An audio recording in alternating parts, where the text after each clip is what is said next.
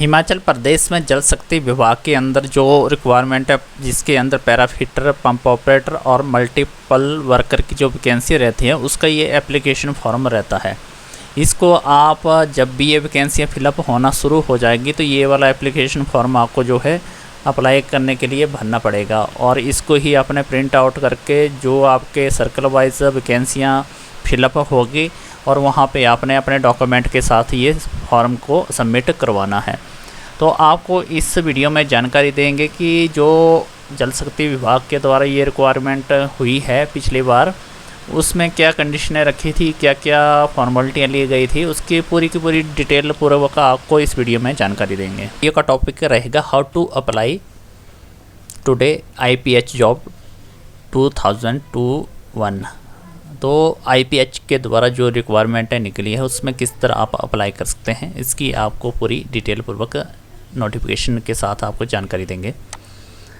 तो 2020 की पहले की जो नोटिफिकेशन आई थी उसमें जल शक्ति विभाग में जो अलग अलग वैकेंसी निकाली थी, जो कि आपके सर्कल के वाइज निकाली गई थी। जैसे आपको डिवीज़न इसमें डिवाइड किए गए थे। जैसे यहाँ पे आप देख रहे हैं, ये जल शक्ति डिवीज़न नंबर 1 कसुम्पटी शिमला की ये नोटिफिकेशन है, जिसमें वैकेंसी निकाली थी 22/7/2020 को। उसके बाद दूसरा जो डिवीज़न रहता है उसमें भी मल्टीटास्क वर्कर जो उन्ना डिवीज़न जल शक्ति मंडल 2 उन्ना डिवीज़न के द्वारा भी वैकेंसी निकाली गई थी। तो आपको पता लग गया है कि ये जो वैकेंसी होगी, जो 2320 के लगभग जो वैकेंसी फिलअप होगी, ये डिवीज़न वाइज डिवाइड करेंगे और उसके आधार पे ये निकालेंगे। इसमें और भी डिवीज़न रहते हैं। जैसे आपको बता दें, ये एक और डिवीज़न है जिसमें जल शक्ति विभाग के द्वारा भी रिक्वायरमेंटें निकाली गई थी, और ये रामपुर डिवीज़न रहता है। इसके अलावा और जो पैरा फिटर पंप ऑपरेटर की जो वैकेंसियाँ थी, इसका डिवीज़न अर्की है। तो आपका जो डिवीज़न पड़ता है तो वहाँ पे आप कांटेक्ट कर लें कि आपके एरिया में कितनी वैकेंसियाँ फिलअप हो गई। अब आपको भी हम अपने इस चैनल के थ्रू पूरी डिटेल पूर्वक जानकारी दे देंगे कि जब भी जो आपके डिवीज़न की वैकेंसियाँ निकलती है तो आपको सबसे पहले हमारे इस जॉब खोजी चैनल से ही नोटिफिकेशन मिलेगी, और साथ में अप्लाई करने का जो एप्लीकेशन फॉर्म है वो भी आपको इस जॉब खोजी चैनल के थ्रू ही मिलेगा। तो आप हमारे साथ जुड़े रहिए, हमारे चैनल को सब्सक्राइब करिए, और साथ में हमारा जो चैनल सब्सक्राइब करते बार जो बेल आइकन आता है उस पर आपने नोटिफिकेशन ऑन रखना, ताकि आपको जब से वैकेंसी निकले तब आपको जो है जल्दी से नोटिफिकेशन मिल सके। तो अप्लाई करने के लिए जो डॉक्यूमेंट रहते हैं उनकी आप पहले से तैयारी करके रखें, बना के रखें।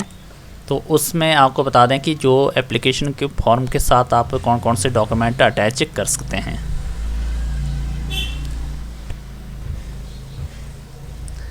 यहाँ साफ साफ लिखा गया है कि जो भी डॉक्यूमेंट होंगे सारे के सारे आपके सेल्फ टेस्टेड रहेंगे, जिसमें आपका पैरा फिटर और पैरा पंप ऑपरेटर के जो डॉक्यूमेंट रहेंगे, bonafide Himachali document, matric certificate जिसमें आपकी पूरे की पूरी मार्कशीट डिटेल शो होगी, ITI का जो स्किल डेवलपमेंट सेंटर के थ्रू जो आपने ITI की है उसका सर्टिफिकेट, एज प्रूफ के लिए आप आधार कार्ड भी लगा सकते हैं और वोटर कार्ड भी लगा सकते हैं। BPL का सर्टिफिकेट है अगर आपके पास, अगर बिलोंग करते हैं तो।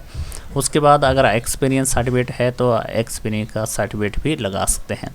इसके बाद आता है जो मल्टीपल वर्कर की जो वैकेंसी आती है, उसके लिए हिमाचली बोनाफाइड मिडिल क्लास का जो जिसमें पूरी डिटेल दी गई है आपके नंबर की। एज प्रूफ के लिए आपका मैट्रिक का सर्टिफिकेट भी लगा सकते हैं, अगर आधार कार्ड है तो आधार कार्ड भी लगा सकते हैं। कई कैंडिडेट ऐसे होते हैं जिनके पास 8वीं का सर्टिफिकेट नहीं हो, वो जहाँ पे उन्होंने 8वीं पास की है जिस स्कूल से, वहाँ पे जाकर प्रिंसिपल से आप 8वीं का सर्टिफिकेट अपना ले सकते हैं।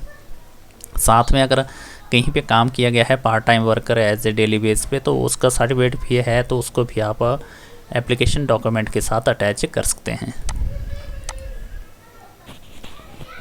जो नेक्स्ट स्टेप रहता है इसमें सिलेक्शन का मोड किस प्रकार से रहेगा, जिसमें आपके जो नंबर मिलेंगे, और इसमें आपको बता दें कि जिसमें सिलेक्शन 10 मार्क का रहता है पैरा फिटर और पैरा पंप ऑपरेटर का।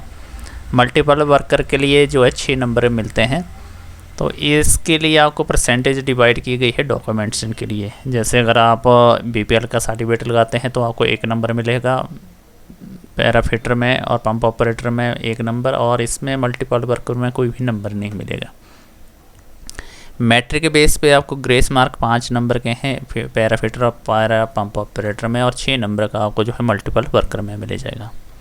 अगर आपका एक्सपीरियंस है 2 नंबर सब में, चाहे मल्टीपल वर्कर फिटर या पैरा पंप ऑपरेटर, सब में जो है 2-2 नंबर का आपको मार्क्स मिलेंगे। और स्किल टेस्ट में जो 2 नंबर का इसमें फिजिकल टेस्ट रखा गया है, सब में सेम ही रहेगा प्रोसेस।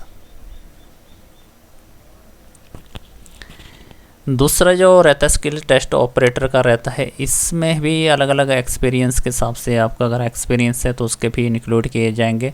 और इसमें जो आपके डॉक्यूमेंट और स्किल टेस्ट में दिया गया है, इसमें आपका क्या क्या एक्सपीरियंस होना चाहिए, किस प्रकार से आप स्किल टेस्ट पास कर सकते हैं। तो इसमें दिया गया है कि आपको जो माइनर रिपेयर का pump basic knowledge, location of the fault, damage, replacement, इस तरह के आपको नॉलेज होना चाहिए। और इसमें आपको जो एडजस्टमेंट करना पड़ेगा, आपको हर एक परफॉर्मेंस जो आपको अच्छी तरह से जाना पड़ेगी। जैसे वाटर की एडजस्टमेंट करने आने चाहिए, पंप का इंस्टॉलेशन का आपको नॉलेज होना चाहिए, मोटर को कनेक्ट करने का बेसिक अलाइनमेंट का नॉलेज होना चाहिए, और लोकेशन का, इलेक्ट्रिक सिस्टम का जो एंड मोटर की लोकेशन का आपको अच्छी तरह से ज्ञान होना चाहिए। इसके यही आपको जो स्किल टेस्ट में पूछा जाएंगे और उसी के हिसाब से आपको भी प्रैक्टिकल के आधार पे चेक किया जाएगा। दूसरा जो पैराफिटर का रहता है, इसमें जो स्किल टेस्ट में पूछे जाने वाले सवाल है आपको भी बताते हैं। इसमें रिपेयर, वाटर सप्लाई, पाइपलाइन और कनेक्शन के बारे में आपको पूछा जाएगा। बेसिक नॉलेज पाइप फिटिंग का, साइज़ का, ऑपरेटिंग और मेंटेनेंस का। और इसके बाद सेट, डाई और जो इंस्ट्रूमेंट होते हैं उसकी नॉलेज होनी चाहिए। Basic operating, manage water supply, pipe की हिल एरिया में किस तरह अपने इसमें ऐड करनी है। और इसमें टूल और यूज़र पाइप फिटिंग का भी नॉलेज होना चाहिए। हैंडलिंग का कंप्लेंट और कंफिगर होना चाहिए। और फिजिकल टेस्ट में इसमें पाइपों को उठाने और ले जाने के लिए आपको हिल एरिया का एक्सपीरियंस होना चाहिए। और सबसे बड़ी बात है कि फिजिकल डिसेबिलिटी कैंडिडेट और कलर ब्लाइंडनेस नहीं होनी चाहिए। ये पैराफिटर की जो आपको स्किल टेस्ट में पूछे जाने वाले सवाल के क्वेश्चन दिए गए हैं उन्होंने कि ये आएंगे।